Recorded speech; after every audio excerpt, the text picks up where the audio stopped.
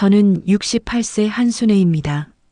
서울 외곽의 오래된 단층집에서 아들 강도윤 41, 며느리 윤서연 39, 그리고 초등학교 3학년 손자 강민지구와 함께 살고 있습니다. 젊은 시절엔 남편과 함께 구두를 고쳤고 지금도 작은 수선 가게를 운영하며 하루를 보냅니다. 남편은 15년 전 세상을 떠났지만 그의 낡은 작업대와 도구는 여전히 제 곁을 지키고 있죠. 제 손끝엔 아직도 그 사람의 체온이 남아 있습니다. 요즘 들어 가족들과의 거리가 조금 멀어진 것 같습니다. 며느리 서연은 늘 바쁘고 아들 도윤은 말수가 줄었죠.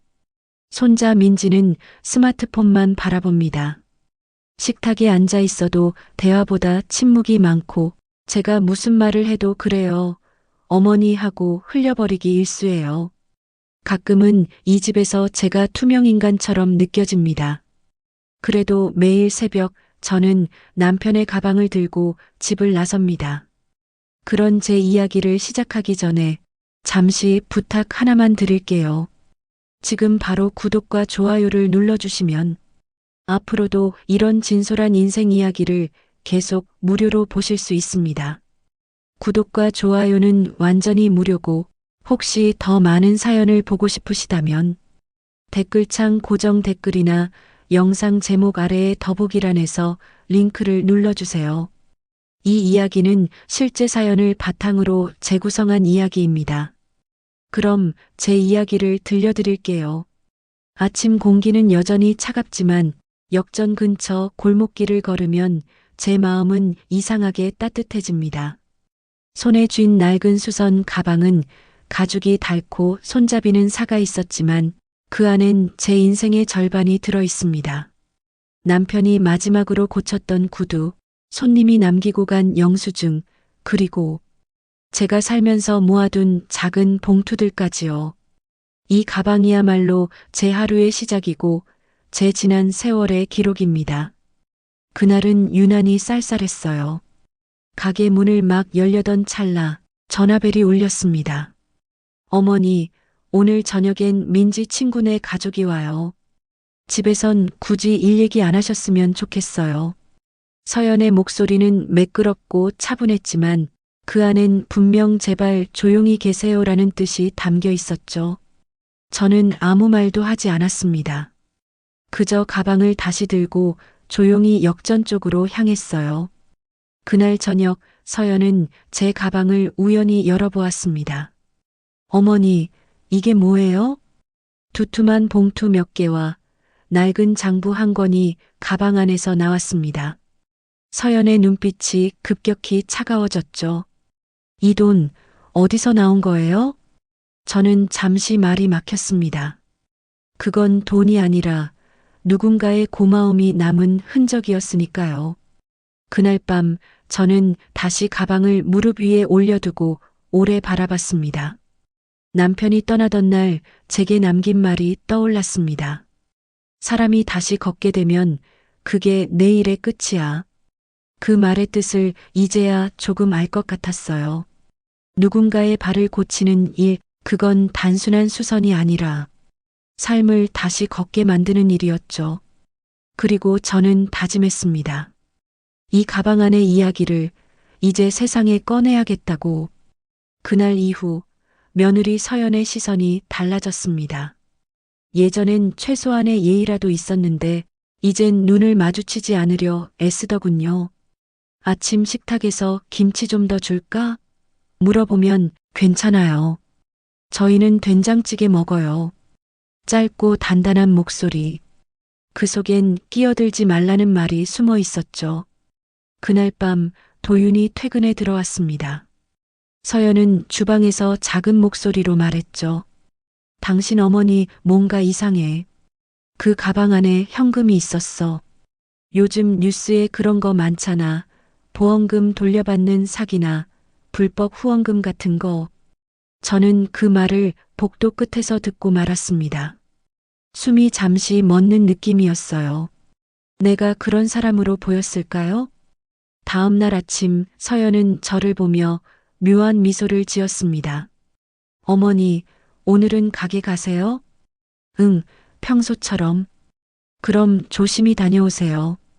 혹시 현금은 좀 놔두고 가시고요. 그녀의 말투는 달콤했지만 속이 보였죠. 저는 조용히 고개를 끄덕이고 낡은 가죽 가방을 더 꼭 쥐었습니다. 가게에 도착했을 때 손님이 한 명 서 있었습니다. 예전에 제 손에서 새 구두를 받아갔던 젊은 남자였죠. 할머니, 저 기억하세요? 예전에 구두 고쳐주신 분. 그는 작은 봉투 하나를 제게 내밀었습니다. 그때 너무 감사했어요. 이건 커피라도 드세요. 그 봉투 속엔 10,000원짜리 몇 장이 들어 있었습니다. 저는 잠시 망설이다가 봉투 뒷면에 도장을 찍어 돌려줬습니다. 원가만 받음, 없으면 무료. 손님이 돌아간 뒤 저는 가죽 조각을 다듬으며 생각했습니다. 사람이 한평생 일해서 모은 신뢰가 말 한마디에 무너질 수도 있구나. 가게 안에는 바늘 소리와 시계 초침 소리만 들렸습니다. 그 소리가 유난히 쓸쓸하게 느껴졌어요. 남편이 옆에서 말했다면 이렇게 말했겠죠. 그래도 해. 걷게 해줘. 그게 내일이지.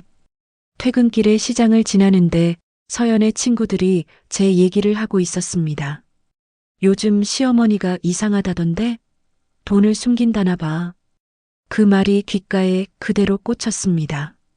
나는 그냥 묵묵히 살았을 뿐인데, 도와달라는 사람에게 신발을 고쳐준 게 전부인데, 세상이 참 마음보다 돈을 먼저 보는구나 싶었죠. 집으로 돌아오니 식탁 위엔 쪽지 한 장이 있었습니다. 어머니, 가방은 제 방에 둘게요. 안전하게 보관하려고요. 괜히 오해 살 일 만들지 마세요. 그 문장을 읽는 순간 손이 떨렸습니다. 남편이 남긴 가방을 이제는 내 손으로도 지킬 수 없다는 뜻이었으니까요. 그날 밤 저는 잠을 이루지 못했습니다. 가방 없이 하루를 보낸다는 게 이렇게 공허할 줄 몰랐습니다. 며칠 동안 저는 가방이 없는 삶을 견뎌야 했습니다. 손끝이 허전했고 마음은 더 공허했죠. 매일처럼 습관적으로 가게 쪽을 바라보다가 결국 발길이 그쪽으로 향했습니다. 그곳엔 남편의 오랜 친구이자 제화장이었던 방망기 아저씨가 있었습니다. 낡은 간판엔 여전히 만기제와 네 글자가 희미하게 남아 있었죠. 오랜만이네요, 순애 씨. 방망기 아저씨는 기계 기름 냄새에 묻힌 손으로 안경을 닦으며 웃었습니다. 그 웃음이 어쩐지 남편의 미소 같았죠. 그 가방 아직 가지고 있나요? 이젠 없어요. 며느리가 가져갔어요. 그래요, 그럼 새로 만들어야지. 그는 낡은 가죽 조각 하나를 제 손에 쥐어줬습니다. 이걸로 다시 시작해요. 그날부터 저는 매일 새벽마다 재화장으로 갔습니다. 아저씨는 제게 다시 바느질을 가르쳐 주셨죠. 손끝이 기억할 거야. 너무 힘줘선 안 돼. 저는 조용히 고개를 끄덕이며 가죽을 꿰맸습니다.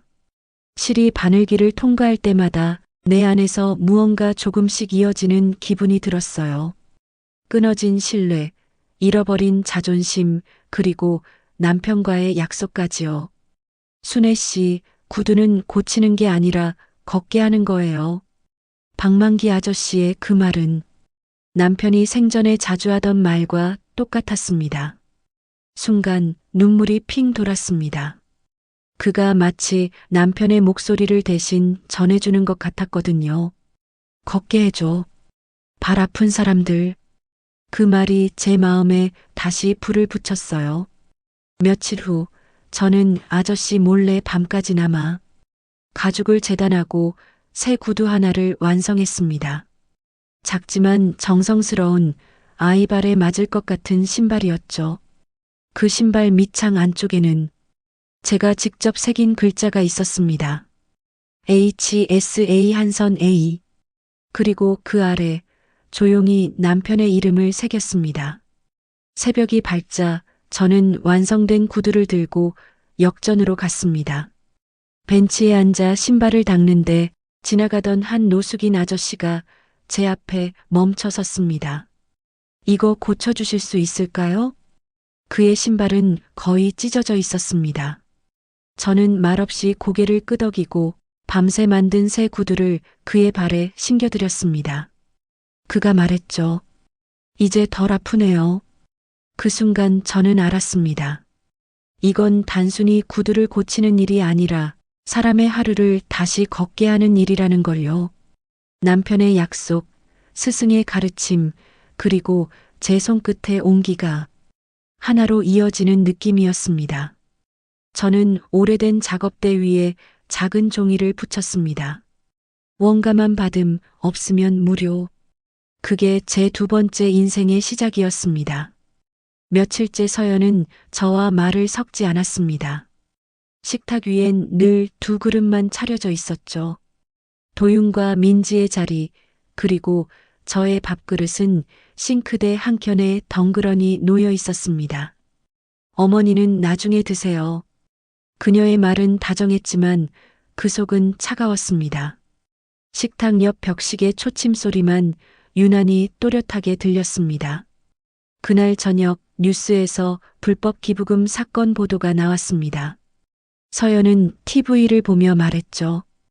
요즘도 현금 거래하는 사람이 있다니 참 답답하네요. 그 말이 제게 한 말처럼 들렸습니다.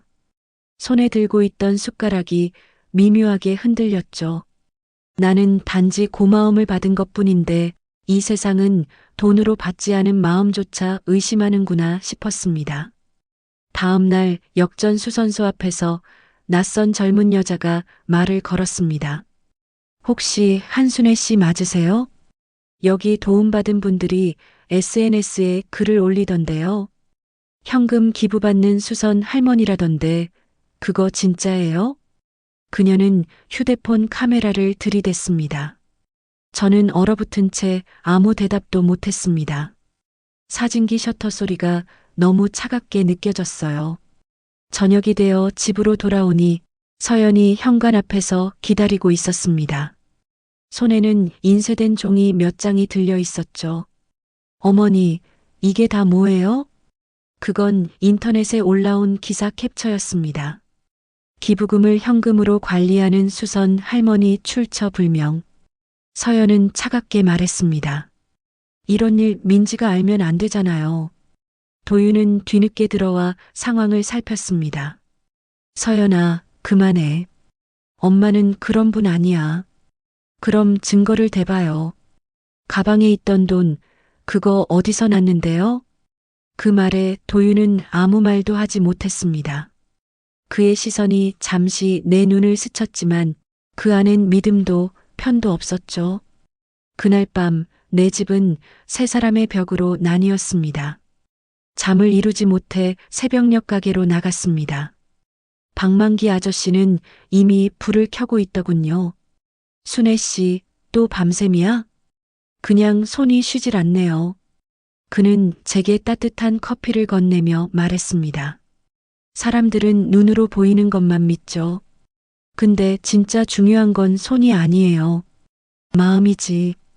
그 말이 이상하게 위로가 됐습니다. 내 손은 여전히 믿을 만했으니까요. 하지만 마음 한켠엔 두려움이 남았습니다. 이제는 봉투 하나, 구두 한 켤레조차 누군가의 시선을 의식해야 할까 봐요.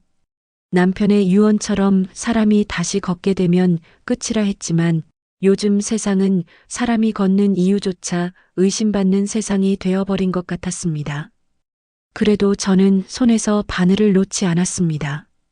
가죽 냄새 속에서 남편의 숨결이 여전히 살아 있었으니까요. 그날 밤은 유난히 비가 거셌습니다. 창문을 때리는 빗소리가 이상하게 불길하게 느껴졌죠.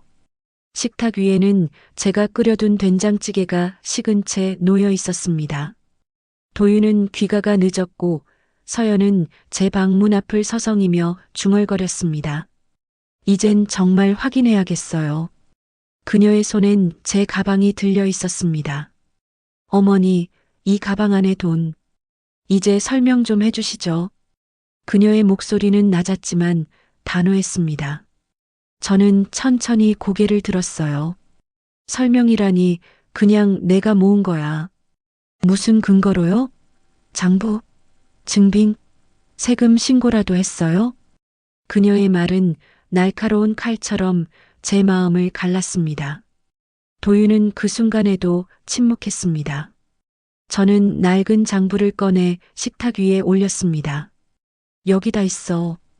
누구한테 구두를 고쳐줬고 얼마를 받았는지. 서연은 냉소적으로 웃었습니다.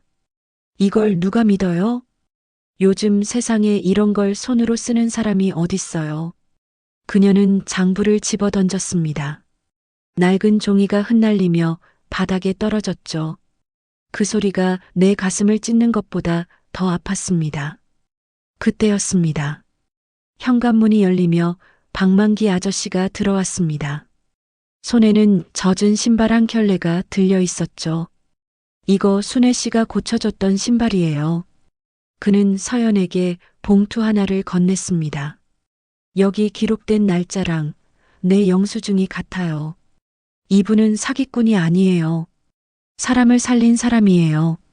순간 방 안의 공기가 얼어붙었습니다. 서연은 그 봉투를 열어보았습니다.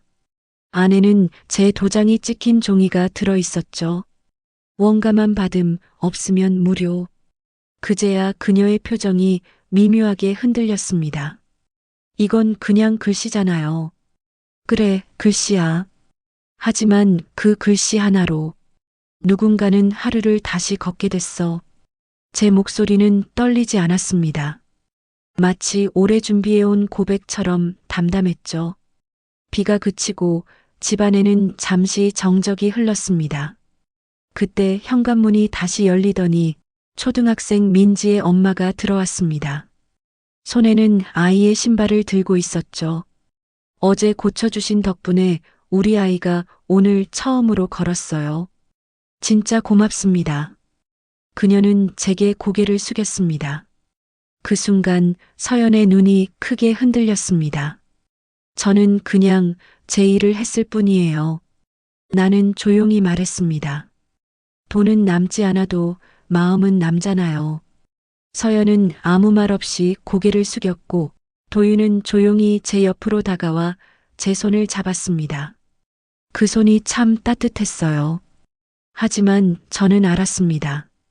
이건 아직 끝이 아니란 걸. 세상은 쉽게 믿지 않으니까요. 진실은 이제부터 증명돼야 했습니다. 비가 멎은 다음 날 공기가 유난히 차가웠습니다. 밤새 잠을 설친 탓에 눈이 퉁퉁 부었지만 저는 평소처럼 역전으로 향했습니다. 새벽길엔 늘 그렇듯 피곤한 사람들과 고요한 정적만이 있었죠. 낡은 의자에 앉아 찢어진 구두를 꿰매며 생각했습니다. 그래, 오늘도 이 길을 걷자. 누군가는 다시 걸을 수 있도록. 그때 낯선 목소리가 들렸습니다. 할머니, 혹시 촬영해도 될까요? 고개를 들자 젊은 남자가 카메라를 들고 서 있었습니다. 새벽마다 구두를 고치시는 이유가 궁금해서요. 그의 눈빛은 호기심보다 따뜻했죠. 저는 잠시 망설이다가 말했습니다. 그냥 걷기 힘든 사람들을 도와주고 싶어서요. 그는 조용히 미소 지으며 녹화 버튼을 눌렀습니다. 카메라가 제 손을 비췄습니다. 낡은 실, 바늘, 찢어진 가죽, 그리고 그 옆에 빨간 도장. 원가만 받음, 없으면 무료. 그 문장이 화면에 또렷이 잡혔습니다. 그는 물었습니다. 이건 어떤 의미인가요? 돈이 없어도 걷는 데는 죄가 없잖아요. 그 말이 제 입에서 나오는 순간 이상하게도 가슴이 조금 가벼워졌습니다. 다음 날 아침 그 영상이 인터넷에 올라왔습니다. 제목은 새벽의 구두수선소, 걷는 마음을 고치는 사람. 화면 속 저는 낡은 의자에 앉아 있었고 사람들은 댓글을 남겼습니다. 진짜 장인이네요. 요즘 세상에도 이런 분이 있구나. 짧은 영상 하나가 제 삶의 전부를 바꿔버릴 줄은 몰랐습니다. 그날 제 가게 앞엔 구두를 맡기려는 손님들이 줄을 섰습니다. 서연도 그 영상을 본 모양이었습니다. 저녁 식탁에서 조용히 제게 말했죠. 어머니, 그 영상 제가 다 봤어요. 그녀는 잠시 말을 잇지 못하다가 그동안 제가 너무 몰랐네요. 하고 고개를 숙였습니다. 도윤은 제 옆에 앉아 말했습니다. 엄마, 이제 그 가방은 부끄러운 게 아니에요. 사람들이 알아요. 그게 얼마나 따뜻한 일인지. 며칠 뒤 젊은 기자가 다시 찾아왔습니다. 할머니, 구청에서 연락 왔어요. 백혈래의 기적 프로젝트 함께 해보자네요. 그는 수줍게 웃으며 말했습니다. 그리고요, 제 어머니도 할머니 같은 분이었어요. 순간 가슴이 먹먹했습니다. 세상 어딘가에 나와 같은 마음으로 누군가의 발을 걷게 하는 손이 또 있다는 게 그게 참 위로가 됐습니다. 그날 밤 저는 새로 만든 작은 구두 한 켤레를 꺼냈습니다. 밑창 안쪽엔 이렇게 새겨져 있었죠. 걷는 마음 한순에. 이제 세상은 나를 의심하지 않았습니다. 남편의 약속도 내 삶의 이유도 모두 이 한 줄 안에 담긴 듯 했습니다. 그리고 저는 깨달았습니다. 진심은 말보다 오래 남는다는 걸. 봄이 찾아왔습니다. 찬바람이 사라지고 골목마다 새순이 돋기 시작했죠. 가게 앞에도 화분이 놓이고 햇살이 참 따뜻했습니다. 그날은 특별히 일찍 문을 열었어요. 백혈래의 기적이라 불리는 구청 프로젝트가 오늘부터 시작되는 날이었거든요. 제 가게 앞엔 기자들과 주민들이 몰려 있었죠. 할머니, 오늘 기분이 어떠세요? 젊은 기자가 마이크를 들이댔습니다. 저는 잠시 생각하다가 대답했죠. 그저 고마울 뿐이에요. 제 손이 아직 쓸모 있다는 게요. 주변에서 웃음과 박수가 터졌습니다. 그 순간 눈물이 핑 돌았습니다. 남편이 하늘에서 보고 있다면 아마 잘했어, 순애야 하고 말해줬을 것 같았습니다. 하루 종일 사람들의 구두가 쌓였습니다. 낡은 운동화, 구멍난 부츠, 다른 하이힐까지. 저는 하나하나 손으로 꿰맸습니다. 옆에서는 서연이 도와주고 있었죠. 이렇게 바느질이 어려운지 몰랐어요. 그래, 손끝보다 마음이 더 힘들지. 우린 서로를 바라보며 웃었습니다. 처음으로 진심으로 웃은 순간이었죠. 점심 무렵 구청에서 작은 상장을 건넸습니다. 서울시 공로상 이웃을 다시 걷게 한 사람 한순애. 종이를 받아드는 순간 그동안의 모든 서름이 눈물로 터졌습니다. 나는 그냥 내 일을 했을 뿐인데요. 박수가 터졌고 플래시가 번쩍였습니다. 손끝이 여전히 떨렸지만 이번엔 슬픔이 아니라 벅참이었죠. 행사가 끝난 뒤 기자가 제게 물었습니다. 할머니, 왜 굳이 돈을 받지 않으셨어요? 저는 미소 지으며 대답했습니다. 돈은 사람을 남기지 않아요. 하지만 신발은 그 사람의 길을 남기죠. 그 말이 기사 제목이 되어 다음 날 아침 신문 일면에 실렸습니다. 신발로 길을 남긴 할머니. 퇴근길 도윤이 제 손을 잡았습니다. 엄마, 나 이제야 알겠어요. 아빠가 왜 그 가방을 그렇게 아꼈는지. 저는 조용히 웃으며 말했습니다. 그건 그냥 가방이 아니라 우리 가족의 마음이 담긴 거야. 민지는 제 옆에서 새 신발을 신고 폴짝폴짝 뛰었죠. 할머니, 나도 커서 구두 고치는 사람 될래요. 집에 돌아와 가방을 꺼냈습니다. 낡았지만 여전히 단단한 가죽, 그 위엔 세월이 새겨놓은 주름이 가득했습니다. 저는 조용히 손으로 쓸며 속삭였죠. 이제 정말 잘 걸었지? 그 순간 창문 사이로 봄바람이 살짝 불어왔습니다. 남편의 목소리가 들린 듯 했죠. 그래, 잘 걸었어. 그리고 아직 남았어. 저는 68세 한순애입니다. 이제 하루의 시작이 느긋하고 저녁의 끝은 평화롭습니다. 예전엔 새벽마다 달려나가던 역전 골목도 이젠 누군가의 발자국으로 가득 차 있죠. 가끔 재화장에 가면 방망기 아저씨는 여전히 일하고 있습니다. 이젠 좀 쉬어야지. 그가 웃으며 말하면 저도 웃죠. 이제야 진짜 일을 다 한 것 같아요. 백혈레의 기적 프로젝트는 여전히 이어지고 있습니다. 이제는 전국의 재화장들이 함께 참여하고 젊은 사람들도 자원봉사를 신청하죠. 가끔은 TV에서 제 이야기가 짧게 나오기도 합니다. 그럴 때마다 생각해요. 내가 뭘 그리 대단한 일을 했다고. 하지만 동시에 마음이 따뜻하게 덮여집니다. 어느 날 서연이 제게 작은 상자를 건넸습니다. 어머니, 이거요. 상자 안에는 새 가죽 가방이 들어 있었습니다. 손잡이엔 제 이름이 새겨져 있었죠. 한순에 걷는 마음. 그녀는 웃으며 말했습니다. 이제 이건 어머니 거예요. 세상 어디서든 다시 길을 내실 수 있게요. 그 말에 눈물이 또 흘렀습니다. 그날 밤 저는 오래된 가방을 꺼내 새 가방 옆에 놓았습니다. 낡은 가죽엔 세월의 주름이, 새 가죽엔 희망의 빛이 묻어 있었습니다. 두 개의 가방은 마치 지난 세월과 앞으로의 시간이 한자리에 앉아 있는 듯 했죠. 남편의 사진 앞에 앉아 조용히 속삭였습니다. 여보, 이제 정말 끝났어요. 당신이 걷게 하라던 그 길 내가 다 걸었어요. 창밖에서는 봄비가 부드럽게 내리고 있었습니다. 그 소리가 꼭 남편의 목소리 같았어요. 그래, 잘했어.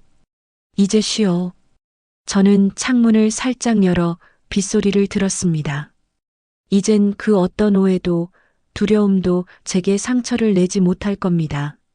내가 걸어온 길이 틀리지 않았다는 걸 이제는 세상이 대신 증명해주고 있으니까요. 다음 날 아침 민지가 제 가게 앞에 뛰어왔습니다. 할머니, 나 학교에서 발표했어요. 우리 할머니는 사람의 발을 고치는 사람이래요. 그 말이 어찌나 자랑스러웠는지요. 민지의 신발은 제가 만든 구두였습니다. 딱 맞게, 예쁘게, 그리고 튼튼하게. 그 아이의 발자국이 제 길 위로 이어지고 있었습니다. 그날 밤 저는 마지막으로 일기를 썼습니다. 한 켤레의 신발로 시작된 인생, 그 길의 끝에서 나는 다시 걸음을 배웠다. 그리고 펜을 내려놓으며 속삭였습니다. 이제 남은 길은 다음 세대의 몫이겠지. 가게 불을 끄고 나올 때 유리문에 비친 제 얼굴이 참 평화로워 보였습니다. 그건 아마 진심으로 걸어온 사람의 얼굴이었을 겁니다. 오늘의 사연 이야기 어떠셨나요? 지금 바로 구독과 좋아요를 누르시면 흥미로운 인생 이야기를 계속 무료로 보실 수 있고 놓쳤던 사연들도 언제든 다시 보실 수 있습니다. 구독과 좋아요는 지금 바로 클릭하시고 사랑하는 가족과 친구에게도 꼭 공유해 주세요. 이 이야기 속 한순애의 가족에게 하고 싶은 말이 있다면 댓글로 남겨주세요. 다음 영상에서 또 다른 인생의 길로 찾아오겠습니다. 감사합니다.